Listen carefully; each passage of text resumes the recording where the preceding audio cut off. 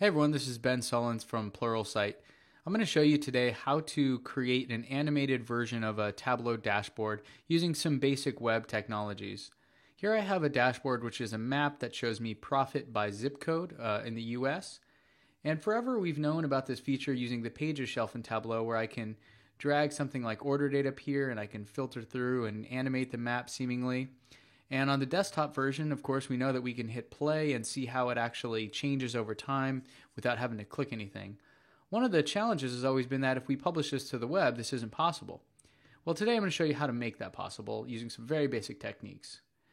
One of the things that Tableau allows us to do is to use a parameter. And I've got a parameter there set for the year.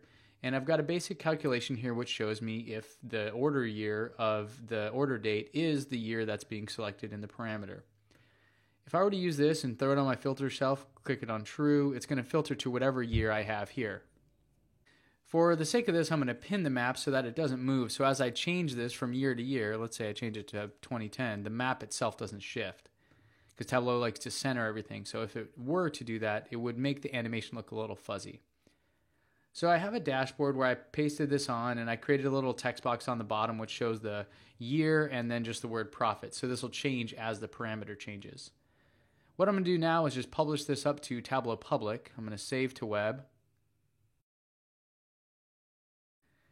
And once it's up on the web, I'll just go have a look at it here.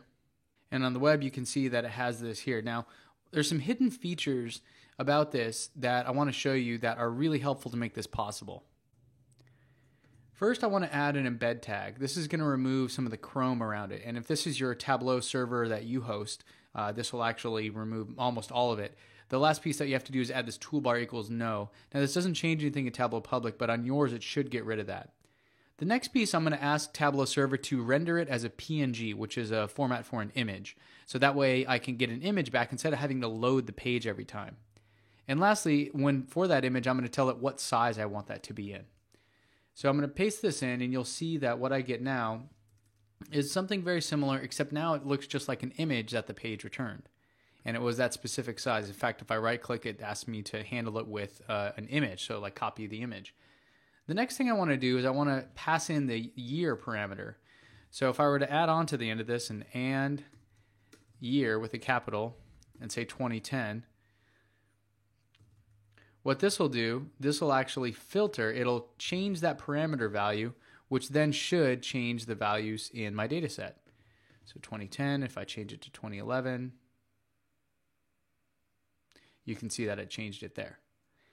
So the next piece is jumping over into building websites. And if you're unfamiliar with that, this is a really easy way to get started.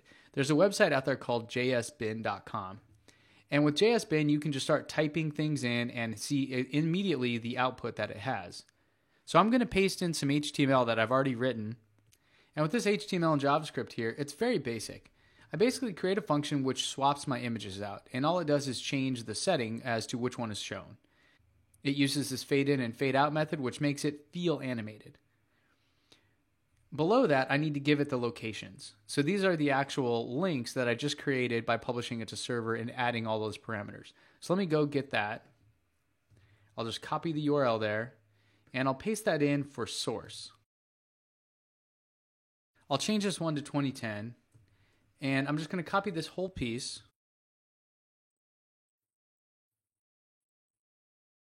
and here I'm going to change it to 2011.